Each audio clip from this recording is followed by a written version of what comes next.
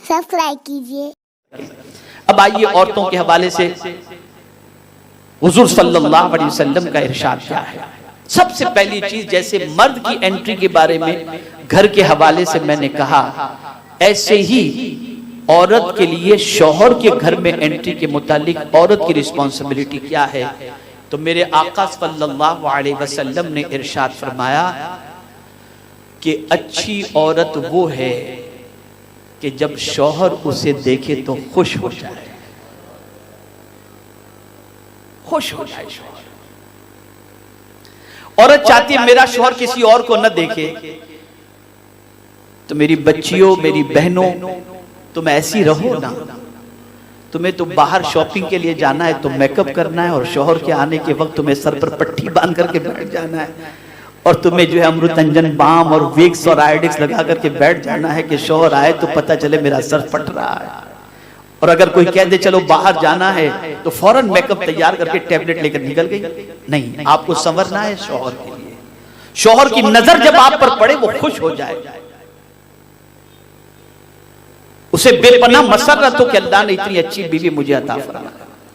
और इसी तरीके से औरत की रिस्पॉन्सिबिलिटी ये भी है कि शौहर जब घर में आए तो उसका वालिहाना इस्तकबाल करे, सलाम करे, उसके हाथों से सामान हो वो ले ले, उसे उसकी जरूरत पानी पेश करे, चाय पेश करे। ये अखलाक की जिम्मेदारी है, ये अखलाक की जिम्मेदारी है। इससे शौहर के दिल में मोहब्बत पैदा होगी कि मेरी बीवी मेरा इतना केयर कर रही है, मेरी बीवी मेरी चीजों की तरफ और मेरी जरूरत की तरफ इतनी मुतवज्जे।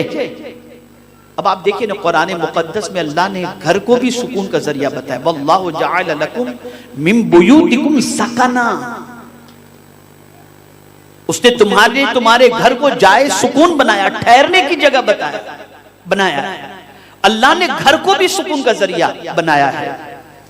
लेकिन बहुत सारे मर्द घर जाना ही पसंद नहीं करते, रात के 3-3 बजे तक बाहर घूमते रहते हैं, क्योंकि समझते अभी घर में जाएंगे तो कयामत होगी।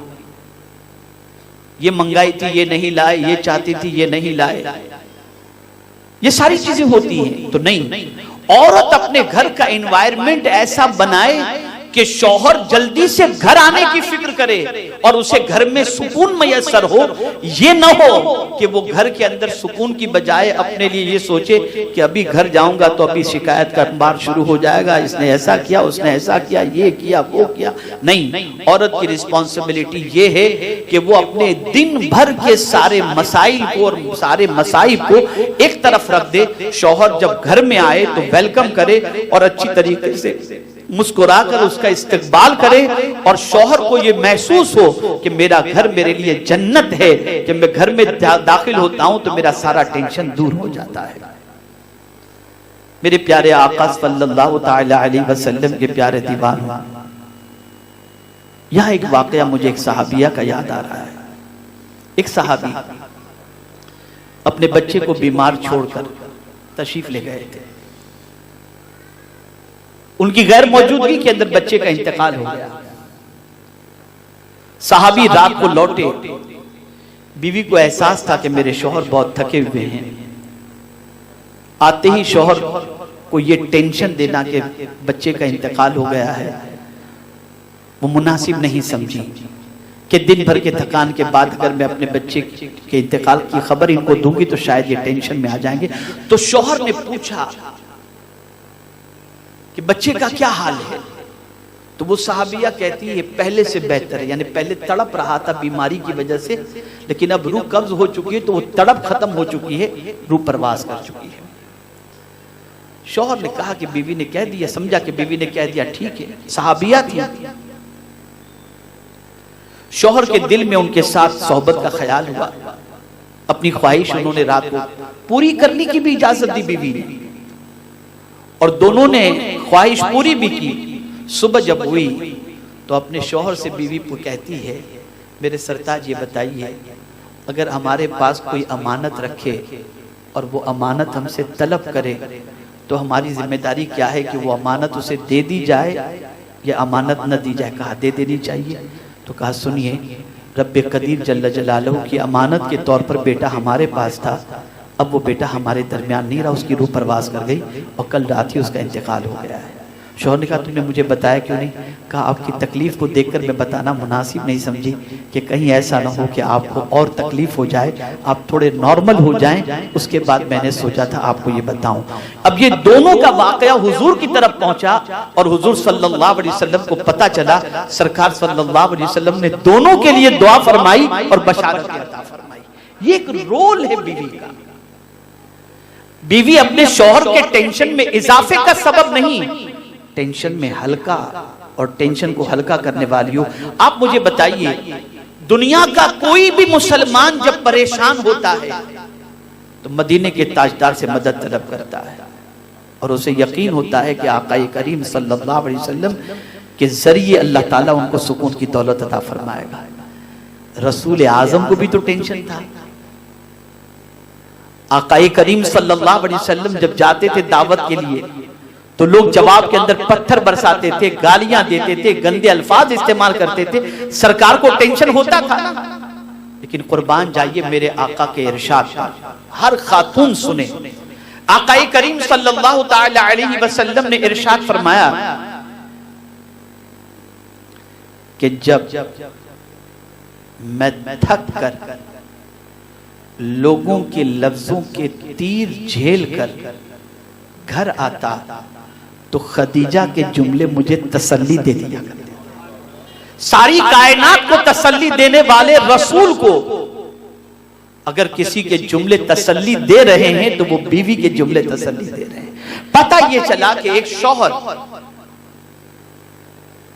टेंशन की हालत के अंदर अगर बीवी की तरफ से कोई हौसला अफजा जुमले मिल जाए तो वो अपने टेंशन को बिल्कुल दूर कर लेता है और टेंशन उसके लिए हल्का हो जाया करता है। तो जरूरत इस अम्र की है कि कोई भी औरत शौहर के टेंशन में इजाफे का सबब न बने बल्कि शौहर के टेंशन की दूरी का सबब बने। आज हमारी बहनों का हाल ये है कि वो इस चीज की फिक्र नहीं करती कि शौहर खुश है कि नाराज है, उसे क्या अच्छा लगता है कि क्या बुरा लगता है। याद रखें, अगर कोई शौहर इस हाल में रात को सोया कि वो अपनी बीवी से नाराज है, बीवी से नाराज होकर अगर कोई शौहर रात को सोया और बीवी भी सो गई, सरकार फरमाते पूरी रात उस औरत पर फरिश्ते लानत भेजते हैं। पूरी रात फरिश्ते लानत।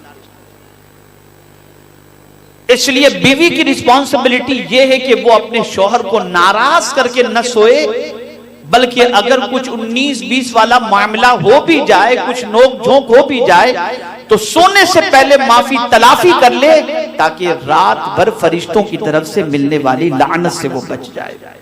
तो ये सबसे अहम जिम्मेदारी। दूसरी चीज, औरत में हूरों वाली सिफत हो।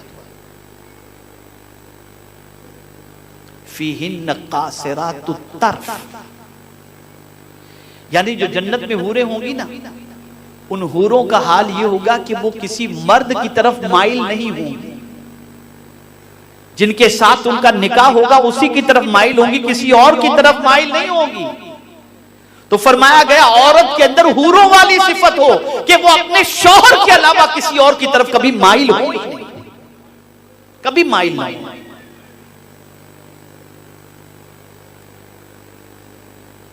लेकिन आज कैसी भी लड़की होगी, चाहे रंग उसका कैसा हो, उसका फेस, उसका लुक कैसा भी हो, लेकिन उससे पूछो कि तुम्हें शौहर कैसा चाहिए तो उसकी सोच होती है कि फला हीरो जैसा मुझे शौहर चाहिए।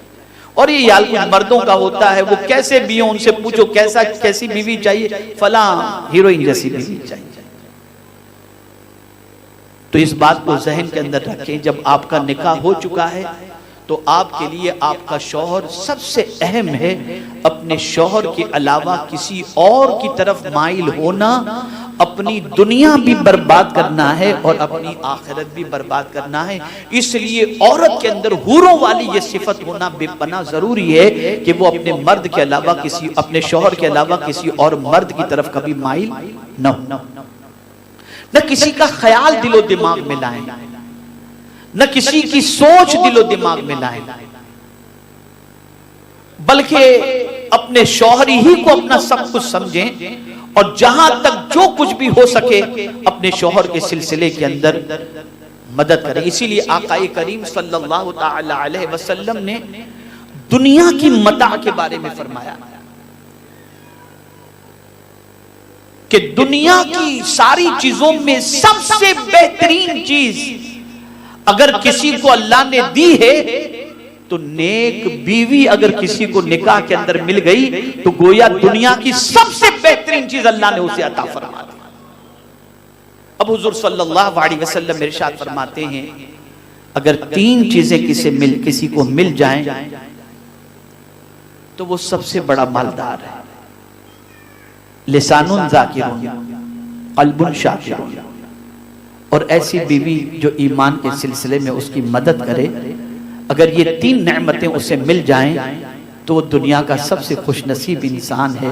यानी उसे ऐसी जबान मिल जाए जो अल्लाह का जिक्र करती हो, ऐसा दिल मिल जाए जिसमें अल्लाह का शुक्र अदा करने का जज्बा हो, और ऐसी बीवी मिल जाए जो नेकी में मदद करने वाली हो। ये तीन नेमतें जिसे मिल जाए वो दुनिया का खुशनसीब और मालदार तरीन इंसान है।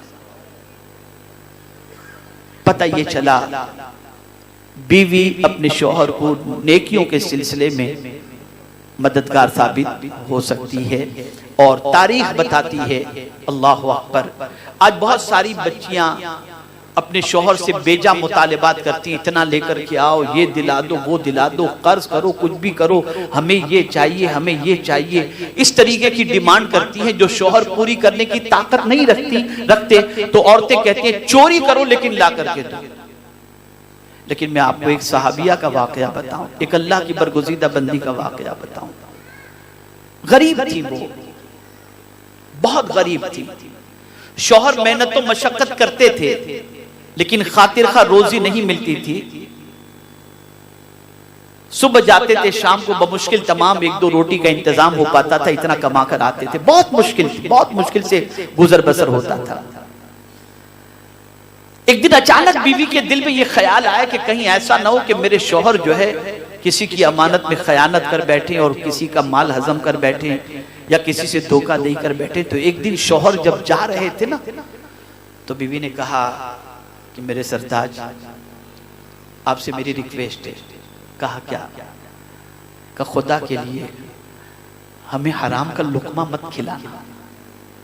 देखिए नसीहत क्या कर रही है, हमें हराम का लुकमा मत खिलाना, इसलिए कि हम पेट की आग को तो बर्दाश्त कर सकती हैं, जहन्नम की आग को बर्दाश्त नहीं कर सकते। क्या सोच थी, आप सोचिए, क्या मेंटेलिटी थी उन जमाने की औरतों की। इसी वजह से उनके बतन से अल्लाह ताला अल्लाह के बरगुज़ीदा बंदे पैदा करता था और उनकी जिंदगियां इनकलाब लाया करती थी। आज की औरतें बेजा डिमांड करके अपने शौहर को नाजायज और हराम चीजों की तरफ माइल करती हैं और फिर उसके बाद उन रुकुम से वो ऐशो इशरत करती हैं और फिर उनकी दुनिया और आखिरत तबाह होती है, उनकी औलाद की भी दुनिया और आखिरत तबाह होती है।